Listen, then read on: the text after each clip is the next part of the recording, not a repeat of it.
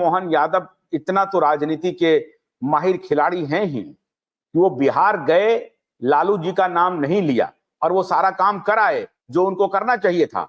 हो सकता है कि लालू जी का अगर वो नाम लेते तो शायद वो काम नहीं कर पाते जो वो करने के लिए गए थे। तो ये तो उनकी राजनीतिक बुद्धिमत्ता है, राजनीतिक चतुराई है, जिसमें वो कामयाब रहे हैं। खैर, आप ये कह रहे हैं कि वो डर के नाम नहीं लिए, उनको मालूम है कि ये बुमरैंग कर जाएगा, लेकिन मैं समझता हूं कि मोहन यादव बहुत चतुराई से अपना काम कर गए बगैर किसी का नाम लिए हुए।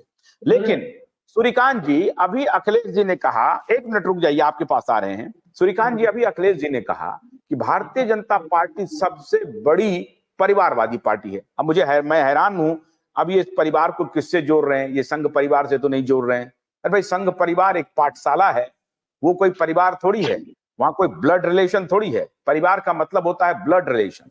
अब ब्लड रिलेशन में ये कैसे कह रहे हैं कि भारतीय जनता पार्टी सबसे बड़ी परिवारवादी पार्टी?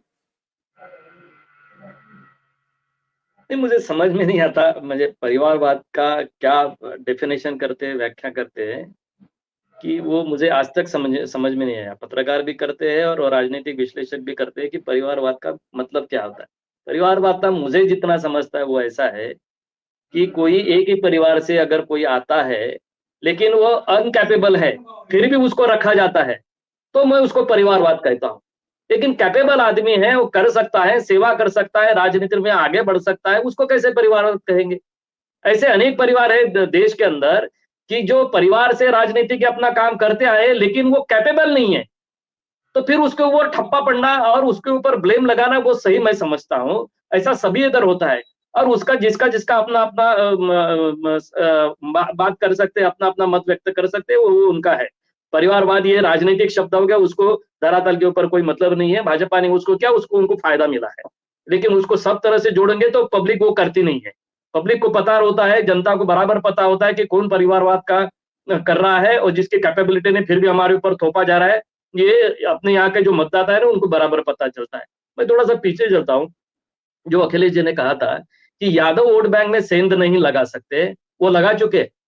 मैं आपको बताऊं, 2005 से पहले यादव के ऊपर लालू प्रसाद यादव जी का बड़ा होल्ड था, लेकिन 2005 और 2010 के असेंबली इलेक्शन में पूरा फटका दे चुके हैं यादव लोग। देखिए, मैं 2010 की बात करूं तो 243 सीटों में से 41 सीटें ऐसी है, मैं जितना थोड़ा बहुत उनका बिहार का मैं राजनीति जानता हूं, 41 सीट यादव बहुल सीटें, और उसमें से लालू प्रसाद यादव जी के आरजेडी को सिर्फ 4 सीटें मिली थी और 2005 में तो उनको 54 सीट मिली थी। अब आप उसमें यादव का मेरे पास अभी डेटा नहीं है, लेकिन 2010 का डेटा मेरे पास है। 22 सीटें जीते थी, उसमें से यादव बहुल जो 41 सीटें, उसमें से सिर्फ वो 5 सीट जीत पर आए थे। इसका मतलब सीधा है कि ये जो पकड़ के चलते हैं लोग कि यादव वोट बैंक हमारी है, ऐसा नहीं है। यादव बहुत होशियार मतदाता है और किसके पास जाना है वो बराबर सिद्ध करता है, ऐसा मुझे लगता है। एकेडमिशियन जो दिल्ली में बैठे हुए हैं, लुटियंस जोन के पत्रकार, वो क्या करते हैं, 1+1 को सीधा 2 कर देते हैं और वो ऐसा आंकड़ा बना देते हैं, वो बाहर उतरते भी नहीं हैं। और उनके द्वारा जो प्रायोजित लोग होते हैं वो चाय की दुकान पर बैठ जाते हैं और वहां से रिपोर्ट भेज देते हैं और फिर कहते हैं कि हमने 1 लाख लोगों से बात किया। बात वो किया है 1000 से, लेकिन वो कह देता है कि 1 लाख लोगों से बात किया। और फिर ये दिल्ली के मीडिया दरबार में नैरेटिव चलाते रहता है, क्योंकि इनका बहुत वर्चस्व है ऐसे ऐसे मनोवृत्ति वाले लोगों का कि नहीं, ये तो ब्राह्मण है तो ये फलाना को ही वोट देगा, ये राजपूत है तो फलाना को ही वोट देगा, ये यादव है तो फलाना को ही वोट देगा। सबका एक एक नेता तैयार कर देता है। ऐसा नहीं होता है सर। मतदाता बहुत होशियार है, वो किसको करता है वो बराबर करता है। जो प्रशांत किशोर कह रहे थे कि 35% वोट तक भारतीय जनता पार्टी को यादव समुदाय का मिला है बिहार में, और जो अभी सूर्यकांत जी कह रहे हैं कि यादव बहुल इलाकों में उनका जो इलेक्शन में परफॉर्मेंस रहा है वो बहुत कमजोर रहा है, ये साबित करता है कि आप यहां से बोलते रहे कि नहीं यादव तो लालू यादव के साथ हैं, लालू यादव के साथ हैं, लेकिन धरातल पर वो स्थिति है नहीं। नहीं, मैं ये नहीं कह रहा हूं कि लालू यादव के, लेकिन अधिकतर यादव वोट बैंक जो है लालू यादव के पास है। और फिर आप प्रशांत किशोर की चर्चा कर रहे हैं। जब मान लीजिए कि देश में आंकड़ा ही वही आ रहा है कि 27% वोट जो है ना बीजेपी को यादवों का मिला, यादवों के वोट बैंक जो है ना उसमें 27% गए बीजेपी के पास, 56 से 58% गए आरजेडी के पास, 5% कांग्रेस के पास एवं प्रकार से और पार्टियों के पास गए। मैं ये कह रहा हूं कि किसी वोट बैंक पर किसी भी पार्टी का कोई कब्जा नहीं होना चाहिए और न है। ये चीजें बदलती रहती है, जिसकी जैसी राजनीति है उसके अकॉर्डिंगली राजनीति बदलती रहती है। ब्राह्मण समाज सबसे पहले बिहार में कांग्रेस को या पूरे देश में ब्राह्मण, दलित और ये क्या नाम है मुस्लिम वोट, तो ब्राह्मणों का वोट बैंक, इसका कांग्रेस का वोट बैंक था। आज कहां है उसके पास कोई वोट बैंक? कोई वोट बैंक नहीं है, कोई भी जातीय वोट बैंक आज नहीं है उसके पास। और ये सारे वोट बैंक क्षेत्रीय दलों को और बीजेपी के पास चले गए। ब्राह्मण 100% लगभग समझिए कि बीजेपी की पार्टी बन गई। तो कुल मिलाकर ये है कि परिस्थिति के अनुसार और समय के अनुसार इसमें चेंज होते रहते हैं। अखिलेश जी, ये जो कबीले लोग हैं, सुनिए सुनिए सुनिए, ये जो कबीले के गिरोह कबीला का जो गिरोह बना करके जो गिरोह के ठेकेदार बन रहे थे, जाति के जो ठेकेदार बने हुए हैं, आप ही की भाषा में मैं बोल रहा हूं, अगर 50-56% आरजेडी को वोट मिलता है मान लीजिए यादव समुदाय का, तो सारा नैरेटिव मिलकर के ऐसा माहौल बनाता है कि 100% वोट मिल रहा है यादव समुदाय का। ऐसे नहीं हो सकता है।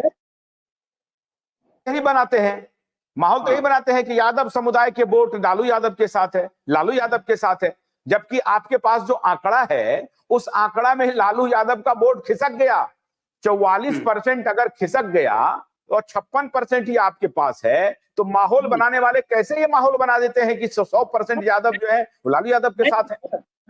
मैं इस बात को बता रहा हूं कि बीजेपी ने पिछले 10-15 साल में यादव वोट बैंक में बहुत बड़ी सेंधमारी की है। अगर मान लीजिए 26-27% या 30% या मान लेते हैं कि 30% वोट यादवों का वोट बीजेपी के पास सेंधमारी कर दिया, एक मिनट रुके ना, अगर अखिलेश जी सेंधमारी कर दिया तो मेरा तो आज का विषय ही वही है कि मोहन यादव जाकर के आपने, मैं ये कह रहा हूं कि भारतीय जनता पार्टी ने स्कोरिंग ठीक की, पहले ओपनर बैट्समैन को उतारा और धीरे धीरे विकेट बिना गंवाए हुए रन बनाया।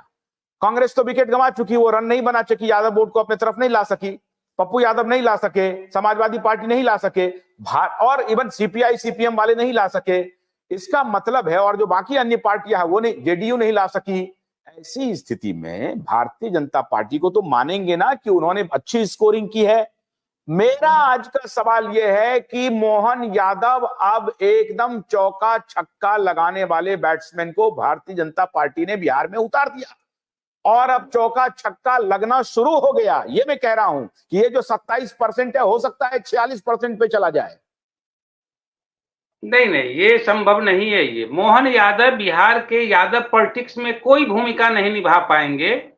ये मैं बता रहा हूं, ये जो है ना उसके पीछे कई कारण है, कोई भूमिका नहीं। क्योंकि मोहन यादव से बड़े बड़े नेता उसी बिहार में बैठे हुए हैं यादवों का, समझिए बीजेपी के पास, आज तक कुछ नहीं कर पाए। अगर एक एजेंडा वो ये चलाते हैं कि मैं साधारण यादव परिवार से आता हूं और हमें बीजेपी ने मुख्यमंत्री बना दिया और आप भी इसी तरह से बीजेपी को आगे बढ़ाइए और आपको मुख्यमंत्री बना देंगे। बीजेपी के यादव कितने नेता मुख्यमंत्री के उम्मीदवार हैं बिहार में, पता है आपको? दर्जन भर से ज्यादा नेता बैठे हुए हैं सब मुख्यमंत्री बनने के लिए। मोहन यादव लालू यादव के मौजूदा वोट बैंक में कोई भी सेंधमारी नहीं कर पाएंगे। ठीक है, बीजेपी का अपना प्रयास है, बीजेपी करती रहती है और करेगी भी और करना भी चाहिए। मैं ये कह रहा हूं कि लालू यादव का रुतबा यादव वोट बैंक में पहले से घटा है, लेकिन ये घटने की जो प्रक्रिया है पिछले 15, 20, 25 साल की है और तभी तो बीजेपी वोट लेती है। बीजेपी का जो आधार बिहार में बढ़ा है ऐसे ही बढ़ा है। लोकसभा चुनाव में बीजेपी को, एक मिनट सर, लोकसभा चुनाव में बीजेपी बिहार की राजनीति में कोई बहुत बड़ा मिराकल कर पाएगी हमें अभी नहीं लगता है, क्योंकि जो गोदी मीडिया वाले हैं, जो बीजेपी से पैसा उसा खा जो हार्ड रियलिटी है वो नहीं मान रहे हैं, गोदी मीडिया पर चले गए। वो एक तरफ जो मीडिया उधर खड़ी है रवीश कुमार की मीडिया, वो रवीश कुमार की मीडिया में आपको कोई नजर नहीं आता है, इधर गोदी की मीडिया में कहने लगे। अभी आप छोड़िए रवीश कुमार, अभी मैं गोदी मीडिया पर नहीं आ रहा हूं, मैं आपके सामने हार्ड रियलिटी रख रहा हूं ना। ये तो कोई गोदी मीडिया नहीं है ना, आपको तो पूरा वक्त दे रहे हैं ना। अभी गोदी मीडिया को गाली देने के लिए मैं तो आपको पूरा वक्त दे रहा हूं, ऐसा तो नहीं कह सकते हैं। एक मिनट रुके ना, सूर्यकांत जी से बात कर लेते हैं। सूर्यकांत जी, अखिलेश जी कह रहे हैं कि मोहन यादव कुछ नहीं कर पाएंगे। अरे भाई, एक टीम में कई बार बड़े बड़े खिलाड़ी होते हैं, मान लीजिए राहुल द्रविड़ भी हैं, सौरभ गांगुली भी हैं, और बड़े बड़े और खिलाड़ी सब हैं, लक्ष्मण भी हैं, लेकिन आए नए खिलाड़ी और तेंदुलकर आए और उन्होंने कमाल कर दिया। ऐसा होता है ना। तो इनके पास तो बहुत अच्छे अच्छे प्लेयर हैं, बहुत अच्छे अच्छे नेता हैं बिहार में, लेकिन उन्होंने एक बोरो किया है अभी मध्य प्रदेश से, उनको एलिवेट किया है। मुख्यमंत्री का मतलब बड़ा चेहरा हो जाता है, अपने आप में मुख्यमंत्री हो जाता है वो। तो ये कह रहे हैं अखिलेश जी कि कुछ नहीं कर पाएंगे। अभी वहां चर्चा शुरू हो गई, अयोध्या के आसपास के यादवों के गांव का वीडियो आ रहा है और वो सारे यादव कह रहे हैं कि अखिलेश यादव का जमानत जब्त होगा, पिछली बार जो 5 सीट मिला था वो भी नहीं मिलेगा, और ये कह रहे हैं कि वो कुछ नहीं कर पाएंगे। बिहार में सूर्यकांत जी, आपको लग रहा है कि भारतीय जनता पार्टी का जो ये प्रयोग है मोहन यादव को भेजने का और बार बार भेजने का, वो काम कारगर होगा? देखिए, इसके पीछे भाजपा की स्ट्रेटेजी है। देखो, ये जो काम हुआ है, मोहन यादव जी का जो चीफ मिनिस्टर करके बनना जो है, ये इसमें राजनीतिक बड़ी चाल है। वो कि सिर्फ मध्य प्रदेश के लिए किया गया नहीं। आप अखिलेश जी ने बिल्कुल सही बात करी है कि, और उन्हें सटीक विश्लेषण भी किया है कि वो इंटैक्ट नहीं रहा लालू प्रसाद यादव जी के साथ। वो भाजपा ने उसके यादव वोट बैंक में सेंधमारी करी है। आज की धरातल की परिस्थिति क्या है, 2 चीजों के ऊपर भाजपा काम कर रही है, जो मीडिया में भी आता है। वो ऐसा कर रहा है कि नीतीश कुमार अगर साथ नहीं होंगे तब की क्या परिस्थिति रहेगी। एक थोड़ा सा मैं जो बंगाल और नेपाल से सटीक जो इलाके जो है बिहार में, उसमें मुस्लिम वोट बैंक सबसे ज्यादा है, जो 32 सीट में अपना प्रभाव करती है। असेंबली की मैं बात कर रहा हूं, तो असेंबली के इलेक्शन में भी भाजपा ने वहां से 7 सीट जीती थी।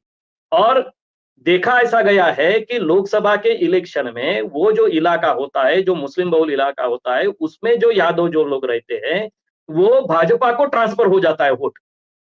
ध्रुवीकरण में वो जाति के आधार पर नहीं रहता, वो धर्म के आधारित पर चले जाता है और वो वोट ट्रांसफर होता है। देखिए, मोहन यादव जी का यहाँ से जो घूमना है ना, वो देखो, ये मोदी जी जब से आए हैं विश्वास की राजनीति हो रही है।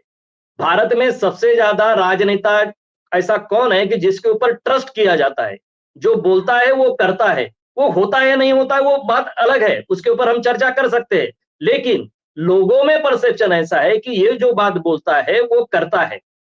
यह जो परसेप्शन खड़ा किया, और दूसरे जो अखिलेश जी ने बताया कि भाजपा के पास बिहार में तो बहुत सारे यादव के नेता लोग हैं, लेकिन उनको क्यों नहीं घुमाया? वो इसलिए नहीं घुमाया, वो बात आती है ट्रस्ट की, विश्वास की।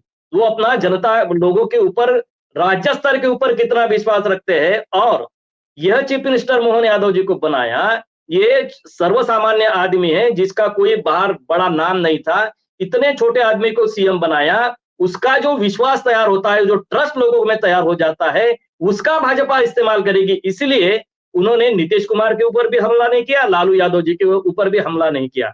उन्होंने सीधा अपना काम किया। वो अपने काम से मतलब रखते हैं, और सेंधमारी कितनी करी जा सकती है यादव के वोट में, वो उन्होंने काम किया। और उसमें मुझे ऐसा लगता है यही स्ट्रेटेजी उनमें कामयाब होगी। भोलानाथ का ब्रश कटर एक बैटरी चालित मशीन है जिसका चार्जिंग समय 3.5 घंटे है। यह 6 से 8 घंटे के प्रभावशाली संचालन समय का दावा करता है, जिससे यह एक बार चार्ज करने पर 16,000 वर्ग फुट गेहूं या चावल के खेतों को कुशलतापूर्वक काट सकता है, जबकि इसका पेट्रोल समकक्ष व्यक्ति उसी कार्य के लिए 1,000 रुपए मूल्य का पेट्रोल खर्च करता है।